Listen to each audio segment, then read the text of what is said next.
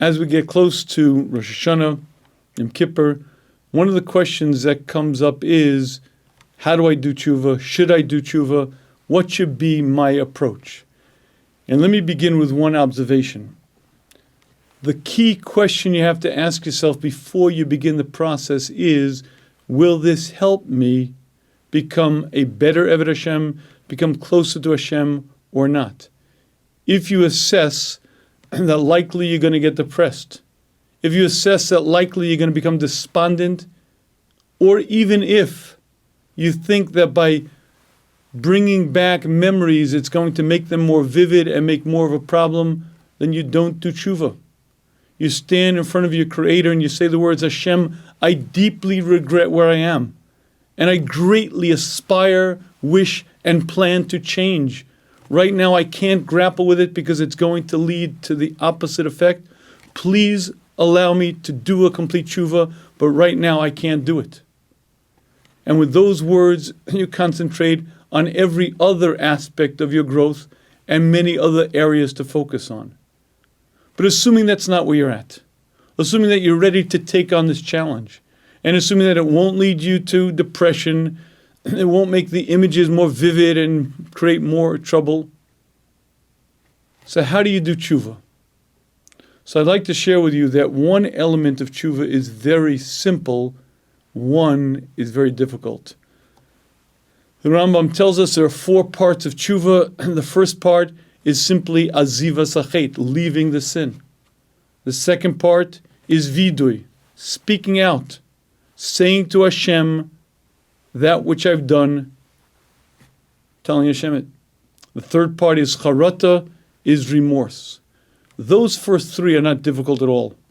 After all, most of us recognize we do things wrong. Most of us reach a certain point where we say, I surely wish I didn't do it.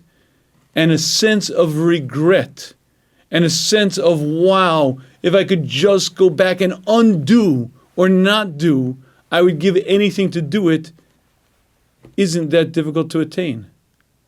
But you see, that's the first 3 parts. The 4th part isn't so simple. The 4th part is Kabbalah al haba, accepting in the future not to do it again. And this is the difficult part. Any amount of Teshuvah does help, and any amount of Teshuvah does some work, but to be able to fully say to Hashem, I will never do this again, is not really that simple at all. And I'd like to give you a mashal to what it's like. Imagine a man smoked 2 packs of cigarettes a day for 20 years. And finally, he goes to the doctor, take an x-ray, and his lungs are black. And the doctor says, son, it's cancer, and it's very unlikely you're going to survive. At that moment, I believe that man has utter, complete regret. At that moment, he reaches a total charata, and he reaches a real understanding of, wow, how foolish I was. Why did I do that? Assuming that he got a new lease on life, and assuming that the doctor operated and was successful, and now he began a new leaf of his life, here's the second part of the challenge. Regret is very simple. Not smoking anymore isn't. Because a 20-year habit isn't so easy to break. A 20-year habit requires tremendous willpower, technique, a system. You see, charat, the regret, isn't that difficult, but change is. And the real growth of the person isn't measured by how many tears he cries, but it's measured by how different a person he is. The Rambam tells us that if a person sinned and that man in full health is in the same city with the same woman in the same situation, and he again the second time doesn't do it, or even if Hashem would say that if that person were in that situation he wouldn't do it, that's a complete utter tshuva, and the Aveira is eradicated as if it never were, as if it never happened, as if it wasn't on the scene. That type of tshuva is very difficult to reach. Nevertheless, any amount of tshuva is very beneficial and very helpful. And Rabbeinu Yonah gives us a mashal. He says, imagine a man with a coat, a beautiful white pristine coat, and a chariot comes and sludges mud on it. The mud is all over his coat.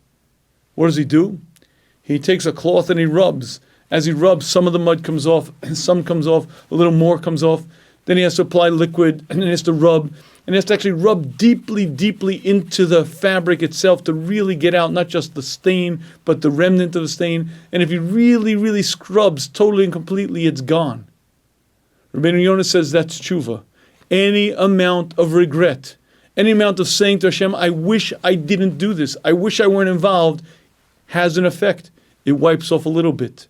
But the more you rub, the more you get into it, the more you feel the remorse and regret, the deeper the cleansing process is, the more that it removes and the more that it takes off.